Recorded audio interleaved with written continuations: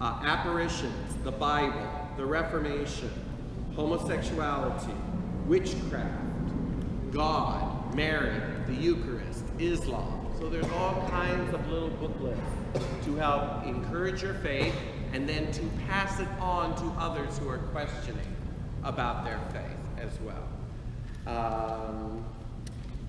Anything else?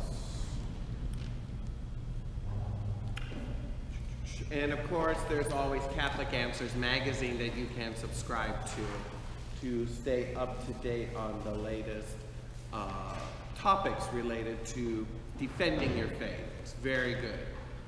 There's also an ad in here about a conference this September about faith and science. I went to the one last year, if you remember, about faith and the Reformation. Very good. This is not a particular topic I'm interested in, but if you are, or you know people who are, I would strongly recommend going to it. It is this September 27th through the 30th at the Hyatt Regency La Jolla in San Diego. So it's not that far away. You don't have to travel, you know, halfway across the country. This is in our own backyard, so to speak. So I'm going to pass this around. If you're interested in any of these books, or if you're interested in the catalog itself, please take it. But what I would recommend is let it circulate around so people can take pictures, you know, of different stuff that they want. You can order any of this from Catholic Answers website. Go to Catholic.com and you can get everything in here. Okay? So I just want to pass this around.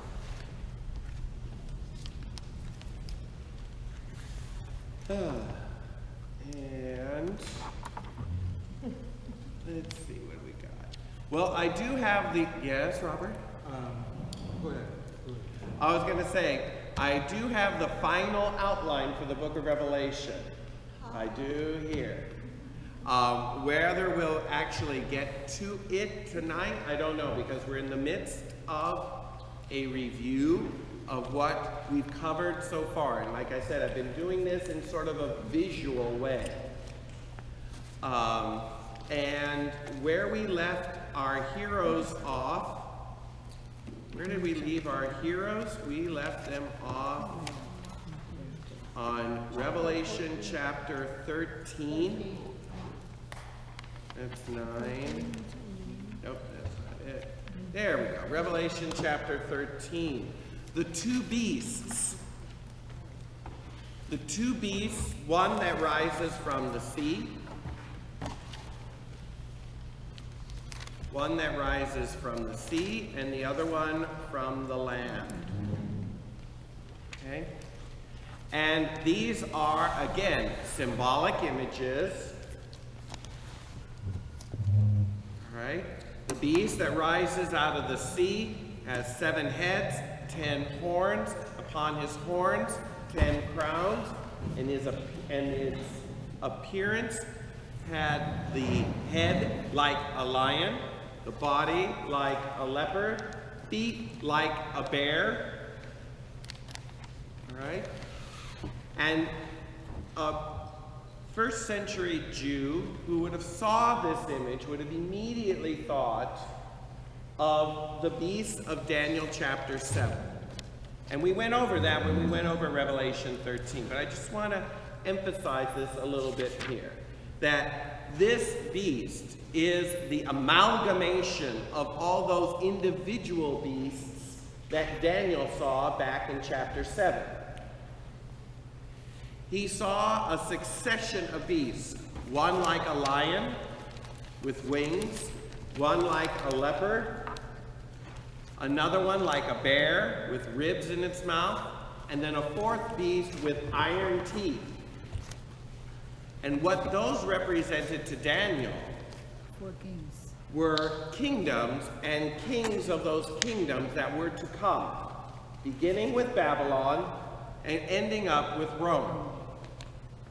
This beast that John sees is a mix of all of those.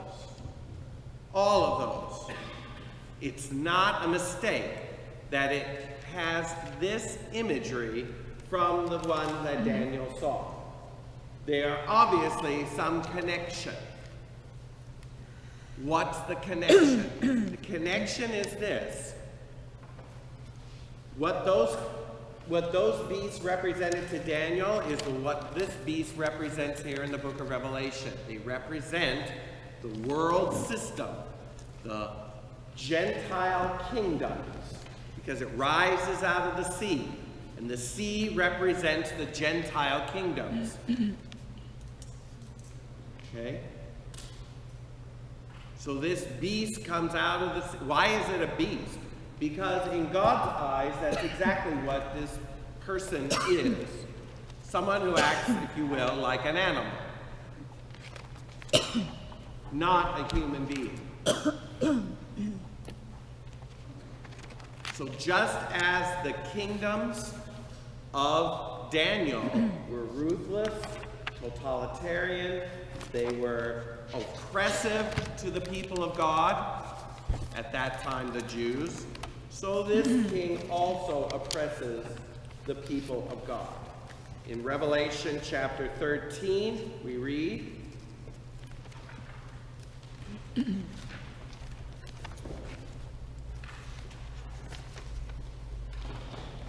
Revelation 13:5 says, "And the beast was given a mouth uttering haughty words and blasphemy, and was allowed to exercise authority for 42 months." So again, 3.5 years. We've been seeing that come around since chapter 11. The two witnesses prophesy for 3.5 years. The woman is cared for, the woman and the dragon, for 3.5 years in the wilderness. The beast exercises his authority for 3.5 years. It's said in different ways, but it's all the same meaning.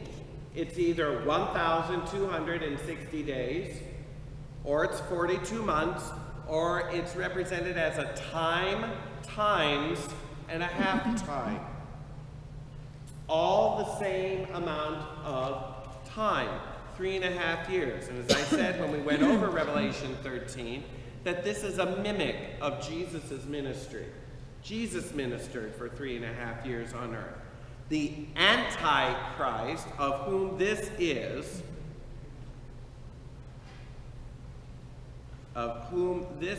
representative of, this is his symbol. The Antichrist, as he is known or called, will mimic Christ in that he will be allowed to reign for the same period of time, 3.5 years.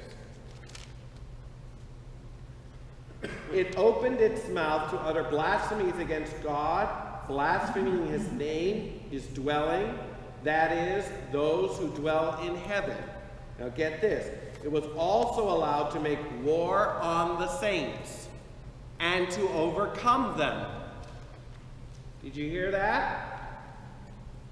Whoever this character is allowed to persecute the church and appear to win. I'm sure Nero thought he was stamping out Christianity once and for all. So did Diocletian, who not only went after the Christians, but all their scriptures. He was the first one to order the burning of Christian scriptures.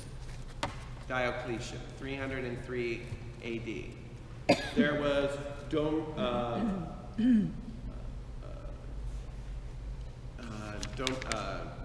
what's his name? Domitian, thank you, Domitian, who was one at the time when John was writing this. He also persecuted the Christians. He exiled John to Patmos, etc. I'm sure they all thought they were getting rid of this sect once and for all. It looked like as if they were winning. And to know that this is part of God's plan. This is a message of hope. It's to say, just because things look bleak doesn't mean God isn't in control. If anything, it's just the opposite. It means God is totally in control. He's permitting this. Don't be surprised or amazed. Don't be surprised or amazed. Yes? To me, it seems that the Roman leaders went after the Christians a lot more than they ever went after the Jews. Is that correct? Other than when Jerusalem was destroyed? No, both Jews and Christians were thorns in the empire side. Well, Jews in particular before Christianity came into being. It was, I mean, they'd been that way since, you know, Pompey's invasion back in 63 BC. You know? In fact, the early Christians were just seen as a sect of Judaism. They were just another form of Jews.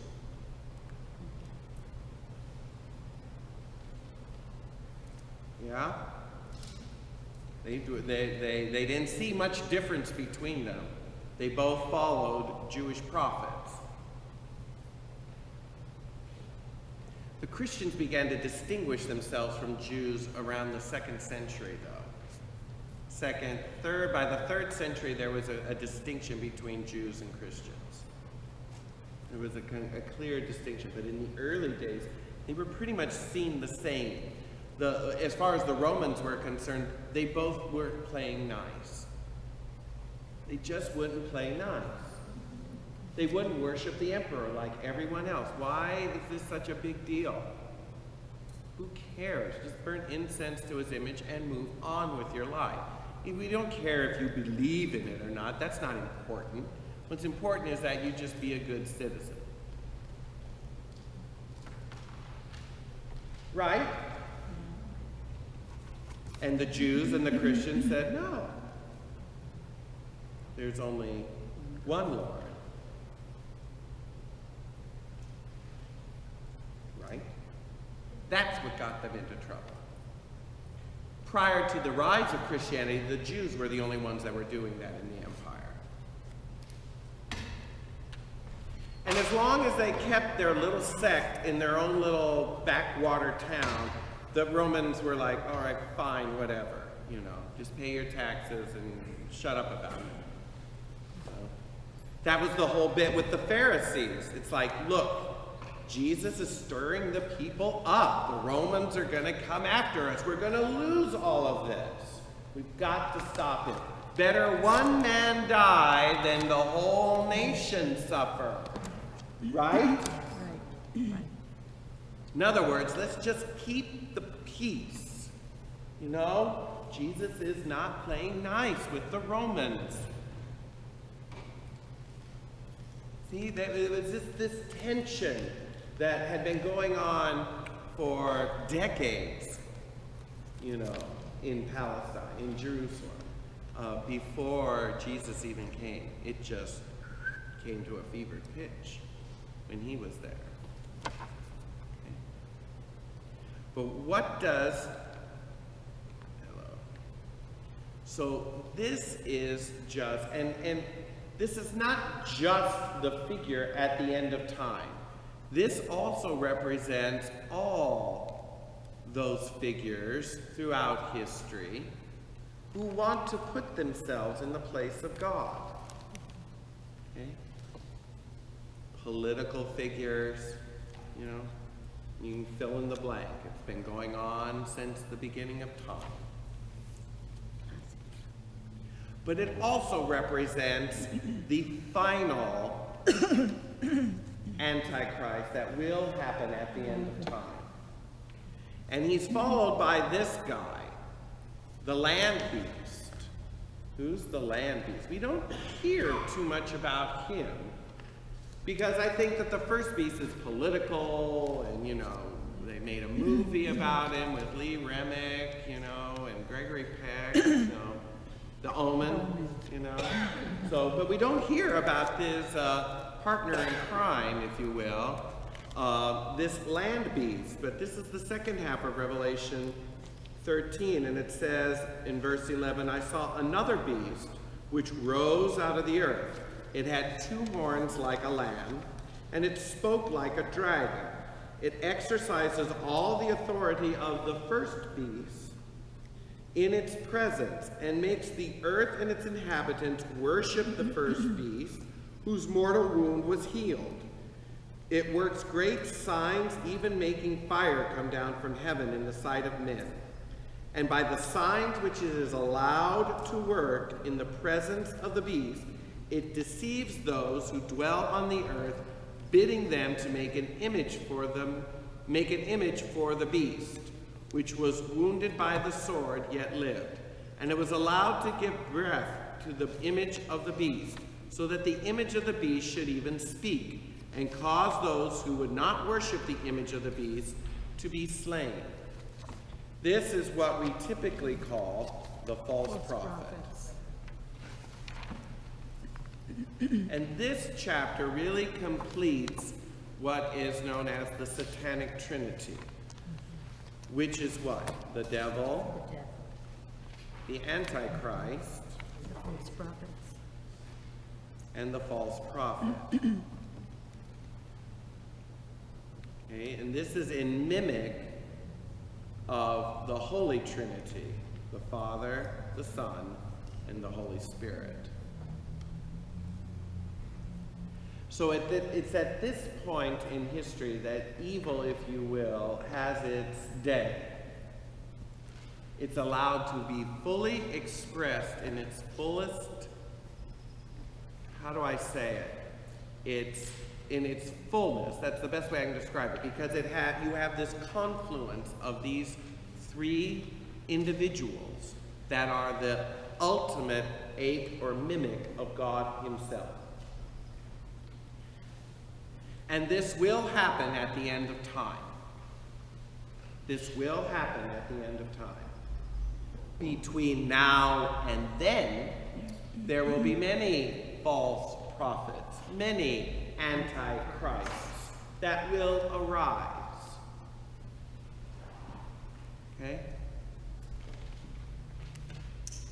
And it's this false prophet, verse 16, that causes all, both small and great, both rich and poor, free and slave, to be marked on the right hand or the forehead,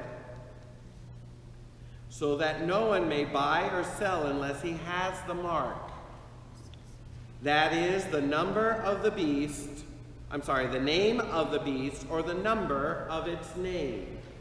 This calls for wisdom. Let him who has understanding reckon the number of the beast, for it is the number of a man. Its number